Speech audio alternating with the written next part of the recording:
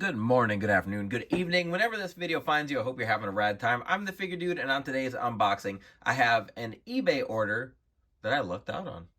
Without further ado, let's talk about some figures. Dude.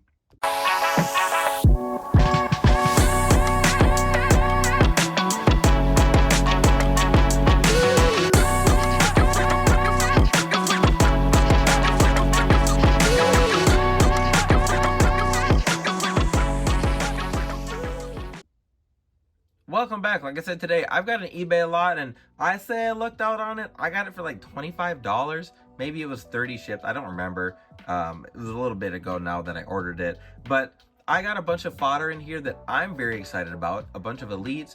And while I'm excited, some people might look at it and be like, I can't believe you spent $25 on that. So we don't have to waste any more time. I'll start opening. We can start chatting. All right, so these are all a little bit messed up, or like have some small reasons I think that they were included within this lot. So these aren't necessarily in mint condition, but I'm excited because there's some unique parts in here. So first one we do have is an Elite Big Show, and I have this camo Big Show, but now that I'm looking, I don't think mine has the camo boots like this. So I'll have to take a look when I'm all done and see, because I'm pretty sure I don't have this exact look for him, but I like the black knee pad, or the black calves here, which we do have those larger knee pads on a figure of his, which I think are fantastic for Big Show. I like this angry head sculpt. I think it looks good, and I'll find something. I don't know if I'll make another Big Show custom. Like I said, I don't know if I have these boots on mine, so maybe we'll fix that up, but that's just one piece. So there's Big Show. Next up, this one I wasn't like super pumped for. I'll find some use for it, but we've got an Elite Rock, and this is the Elite that I think his first Elite that no, that's a lie. It was not his first Elite that looked like this, but this one came with the WWE Championship once he redid it, or once they reissued it.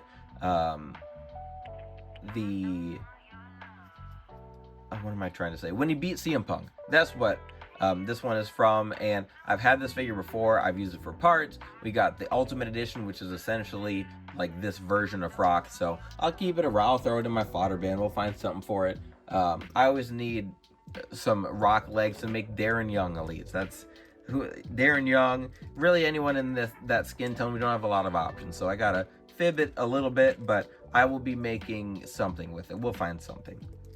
Next up, I was excited about this one. We've got an Elite Dolph Ziggler. I like the legs, the arms, just all the parts for this Dolph Ziggler are fantastic. The boots, the tights, torso, you name it. This is a great figure to get some fodder parts from. I used my last one for a Takeshita.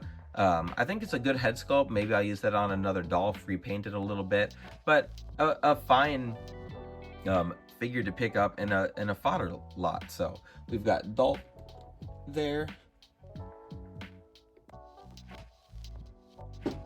and then next up, this is the one that's most beat up. I don't know exactly what was going on here, but we have an Elite John Morrison in this gray attire, and I actually think what I'm going to end up doing is just removing the designs on the gray, and then using these legs. I'll take off the sleeves, and I want to make a Corey Graves Elite figure. I've got tattoos to do it. I just need the parts, and I think I'll probably use these gray legs for a Corey Graves, throw a Daniel Bryan torso on there, and then